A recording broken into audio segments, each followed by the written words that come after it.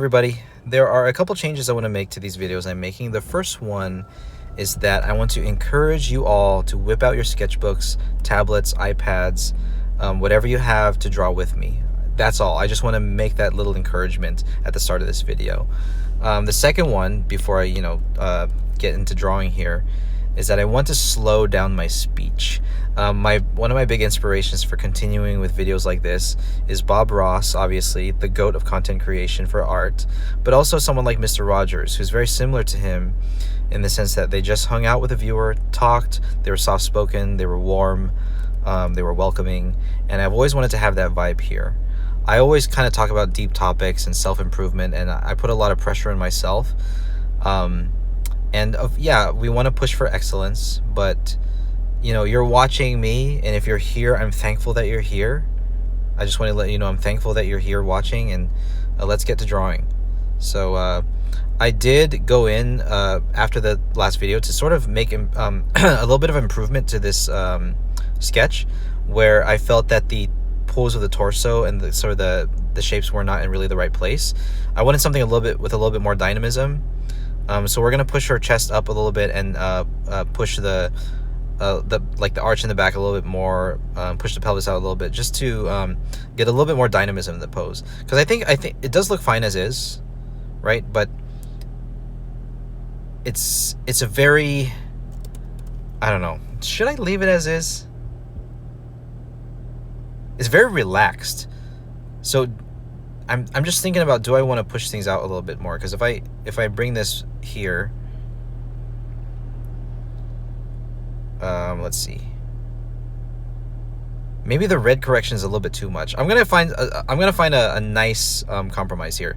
So I'm actually gonna go in here. I'm gonna take my sketching brush and just start. I'm gonna keep that sketch up and just maybe almost like an in between for animation. So I'm just gonna push the chest up and out a little bit, and then the torso with it. So bring the rib cage out.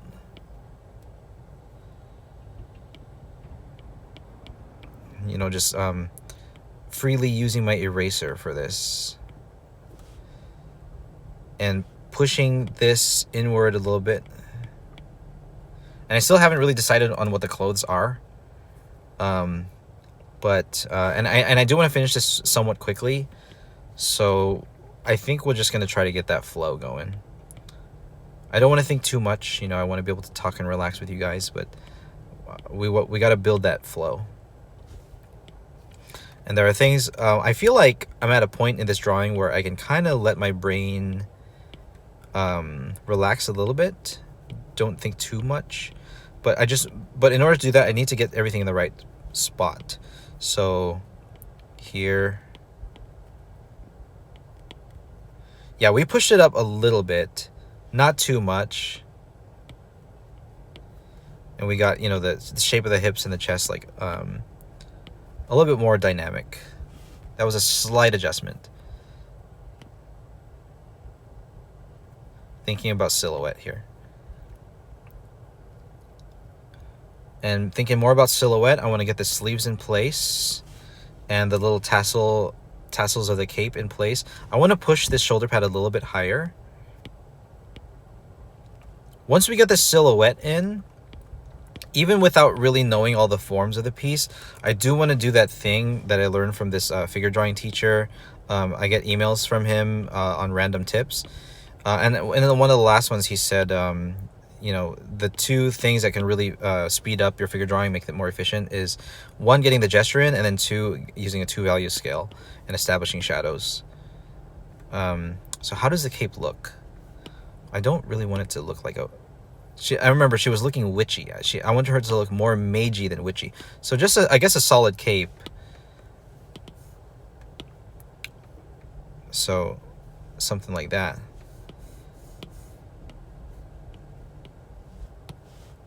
Reacting to the energy. Something like that. Rather than looking like tassels.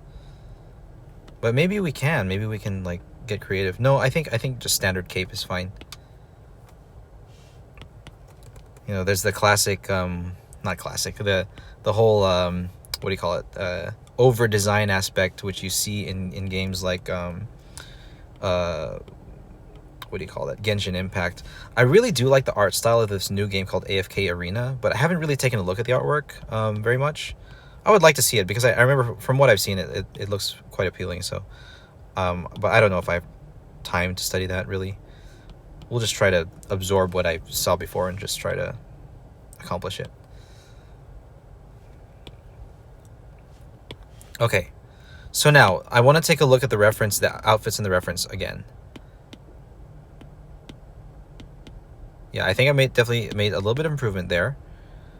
Past one, let's get rid of that. And we're going to take a look at the references one more time, just for a little bit more on the outfits. Okay. Just trying to absorb inspiration here. There's metallic colors, there's gold. I like the use of gold. So the theme for her, I want to use blue, green, and gold. I think that might be some good colors. Like we see them here, they do work together. Green and gold here. Now this one's nice, but it's like white and gold.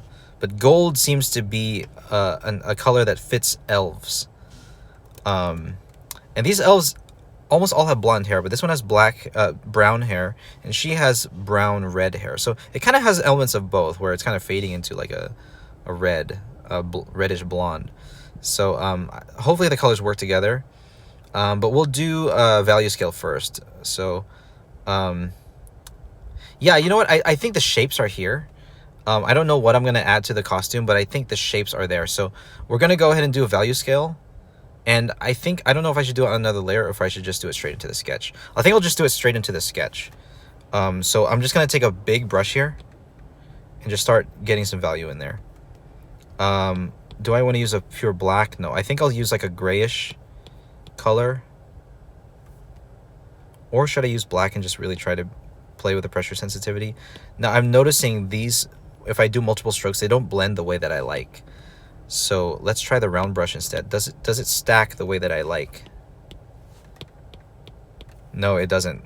Like there was this really nice brush in Krita where if you stacked your brush, it didn't like stack as if they were different opacity layers.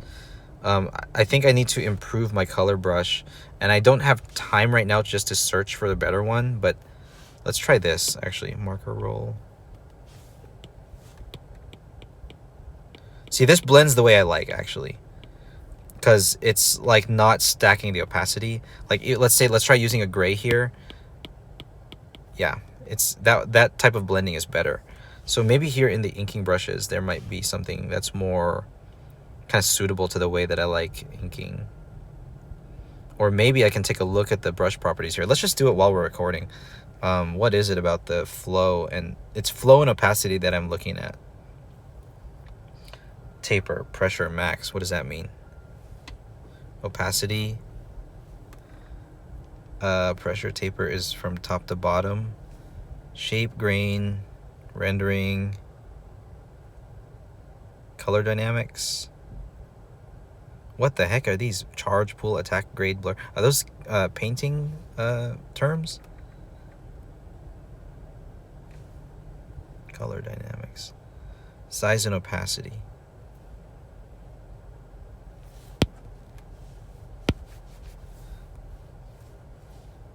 I don't want any opacity jitter here. Is it flow? Flow to the max. Flow is maxed out on Apple Pencil. Opacity is also maxed out on Apple Pencil. Let's take my my Opus color brush. Let's get in there and let's mess with it. So Apple Pencil, flow to the max. Let's get opacity to the max. Does it stack? This is the main thing that I'm concerned about. Does it stack the way that I like when I'm coloring? Because if I turn this down and it's only flow, you see how they like stack that way? What if I do opacity? They're still stacking that way, so that's what I don't want. And it's hard to figure out how to make it behave the way that I like, because I want to be able to do littler pressure and have it sort of blend into each other. Maybe we need to add some blending. Wet mix, maybe add a little bit of blending in there. Dilution, no, that's not right. Charge.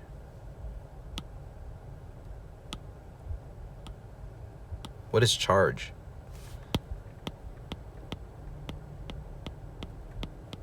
No. What the heck are these words? Attack? I'm just gonna keep doing this until I find like maybe what I like. Witness jitter. No, I want it to like bleed a little bit. Blend a little bit. Wet mix. Color dynamics. Whoa. Flows to the max. Bleed. How about this? That's not right. What does that even mean? Barrel roll?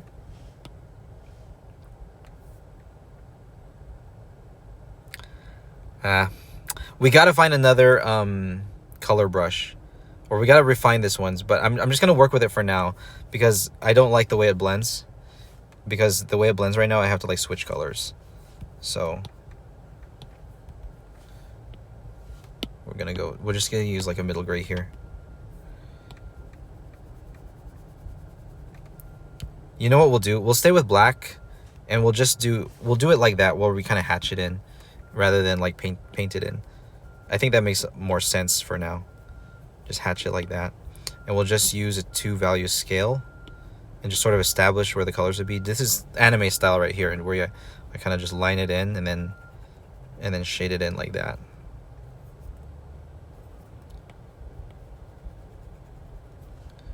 Yeah, we might have to do it this way until I refine my brush. So here, chest.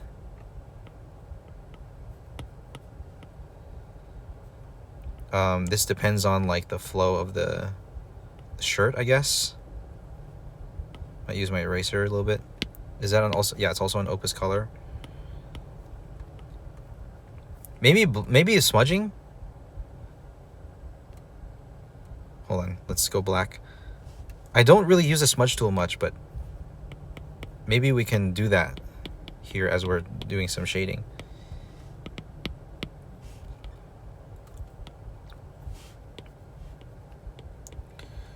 So when we're doing 2-value scale, I want to establish cast shadows and core shadows. So here, cast shadow in there, and then core shadow, maybe kind of like more like this. And then smudge. The smudge is too large,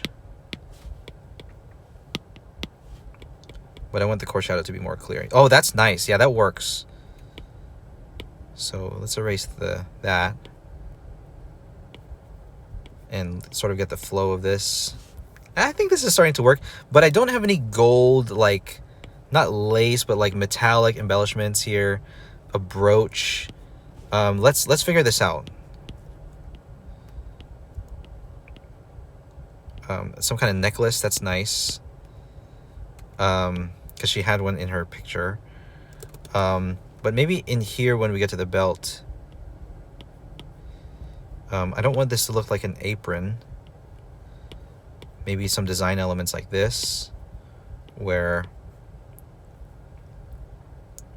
yeah, we can start like getting some kind of design in here.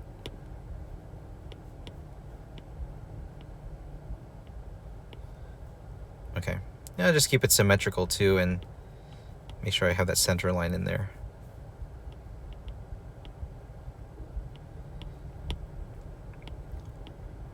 We'll improvise.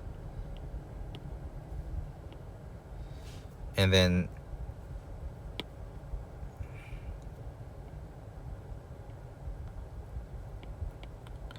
I don't know, something like this, and then maybe some designs here on the torso. Maybe some kind of thing right here under the frilly part. I don't know if that kind of clashes with the frilly part. Maybe we can sort of reduce the effect of the frilly part, but kind of keep it a little bit there. Yeah, it does look a little bit more elvish if we kind of, you know, get this these designs here. We are totally improvising, folks.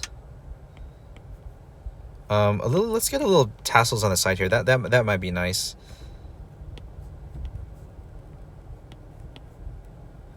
I think this is looking good. I think this is looking pretty good. I think now we'll continue with our shading. We'll get in here in the sleeve here, under the neck here. Now I'm gonna mirror and see if there's anything like glaringly wrong with this. The size of this eye can be bigger. I did notice that before, but let's switch it now. Move it up a little bit.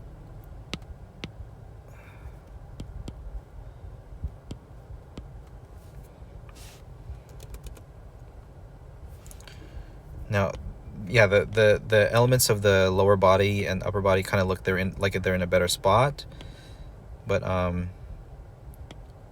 don't want to lose the contour of the torso here with the tassel, so maybe we'll move the tassel to the side a little bit.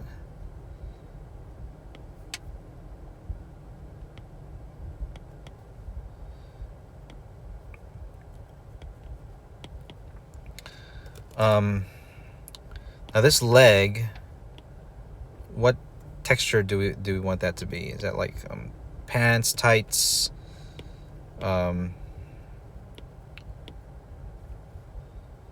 Let's take a look at the references.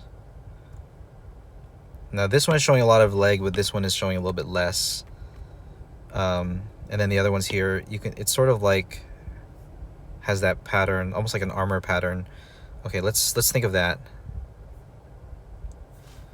We want more dress to kind of come out to the side right here. Getting into that over-designed. No, but I think that's good. And then let the legs come here, but maybe more of like a tights kind of thing.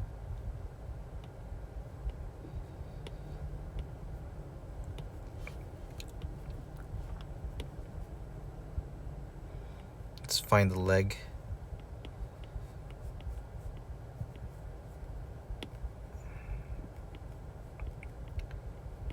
Right there. Okay, I think this is good. So, do we want to do a third pass? Yes. We'll get into a third pass now. I think the sketch looks very good. And we'll get into the pass 3. This will be the final pass. And we'll just start it right now.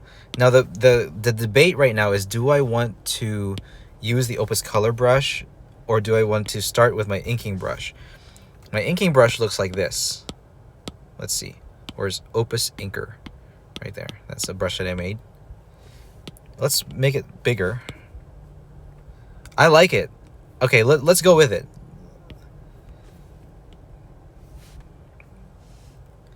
Everything, looks softer if I were to use this sketching brush, this brush with a lot more flow control, but just the dark black, I mean, we'll see.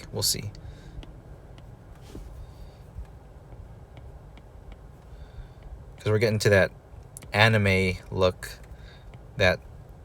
or the manga look that I'm used to.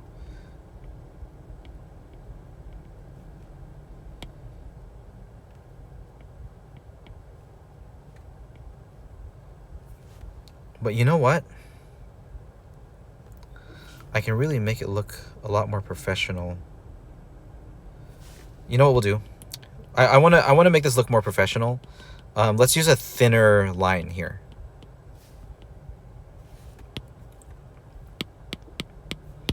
If you use a thin line, you can really impress the viewer with the accuracy of your strokes. So.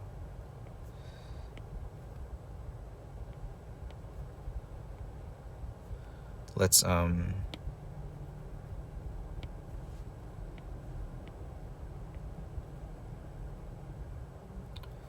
yeah, we'll do it this way for now, and we'll see how it looks. Oh, let's use whenever I use a brush, I want to use the same brush to erase it with. So we'll use Opus Inker as a brush as well, as the eraser brush.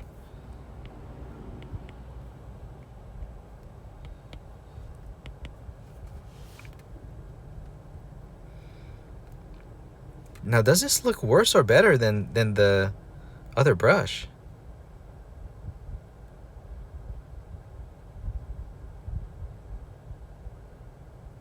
There's something about having that opacity control that makes it really nice. That's the same thing I was thinking about in the Dragon Girl Commission.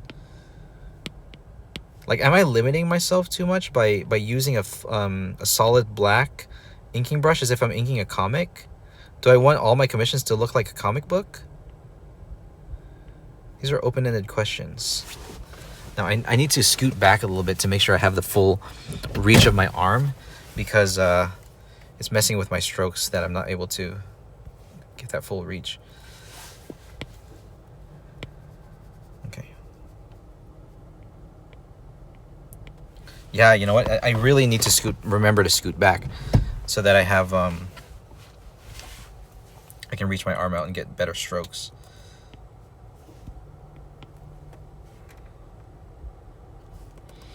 Yeah, you know what? We're gonna challenge ourselves a bit here. So for the final pass, we're gonna use the Opus Color brush. Last time with the Dragon Girl, I avoided it because I wanted to stick to quote unquote my style. But this time we'll try to do it with my sketching brush here, and with the sketching brush also as eraser. So Opus Color, Opus Color. If I have you know, one brush with which to do everything, that would be wonderful. If I get this brush looking right. Like for both, a universal brush for both ink and color. I don't know artists that do that, but it's just really convenient. Yeah, so yeah, we'll do it this way. So we'll just kind of stay zoomed in here, and we don't want to zoom in too much, but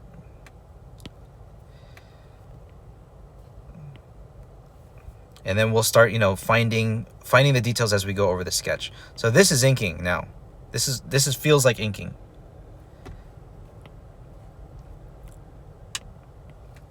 I want that brush size a little bit bigger.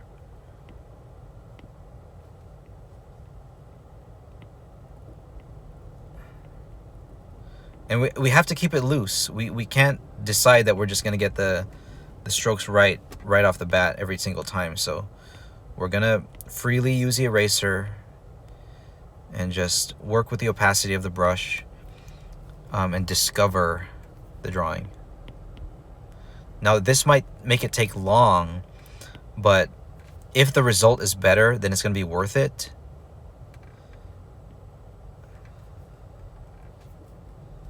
We need the references. And let's mirror again to the original. Yeah.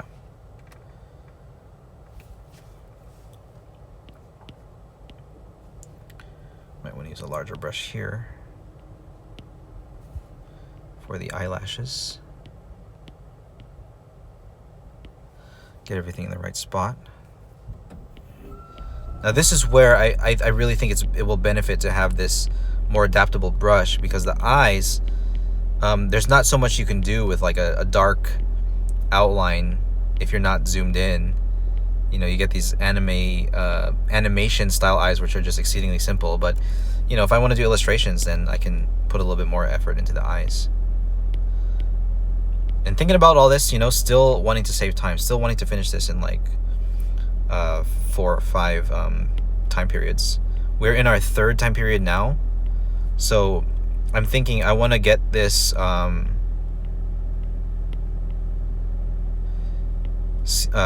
third pass done really as fast as possible. I want to be thinking about speed here.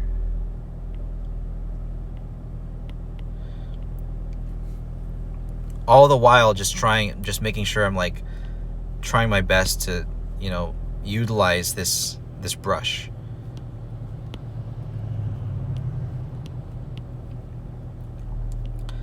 So this will take more time than if I use the inking brush, but I don't know, like, if the quality is going to be better, I shouldn't compromise that, right? I don't know. There's always compromises to make when you're doing art commissions, and it's like I want to make sure that I get the best result with the time that I have. So I think I just need to go faster and keep it loose, right?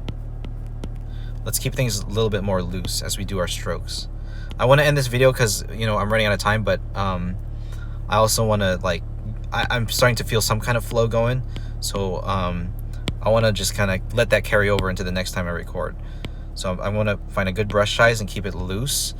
Even though this is the third pass, I want it to be a lot more refined than the second pass.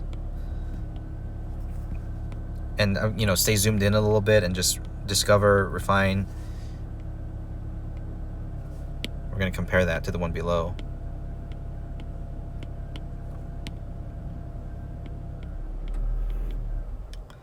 I might even colorize the sketch. I think I want to do that. So let's actually do a hue and saturation change for the sketch layer, just so I'm not confused. Hue, saturation, brightness. We want to,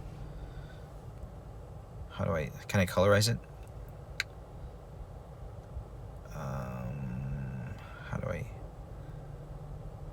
color balance? Oh yeah, we can do that. So we'll turn this to bluish green. We'll colorize that sketch layer, and then we'll do a hue and saturation pass for it. And then we'll do like this. We'll do this hue, saturation, brightness. So brightness will turn up. Saturation will turn up a little bit. Hue, yeah, we'll keep it in this blue-green. It's just so I can tell the difference between the sketch and the line art. Yeah.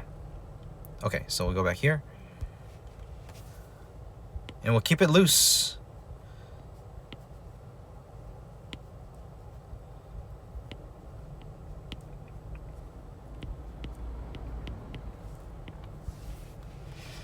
Okay, so we have these shoulder pads here.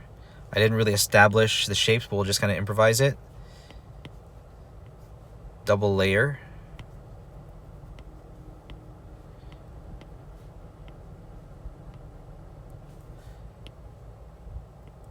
I see something in the sketch. I'm just going to use it. I don't know what it is. Oh, is that part of the hair? Is that part of the hair? I think it is. We'll keep that reference up a little bit more.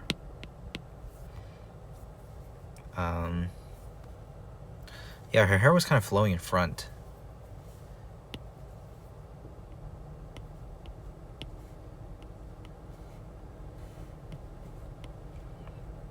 And then there's more hair coming in front of the ear here. And there should be like a longer kind of strand of hair here that's like braided with like the little pieces on it.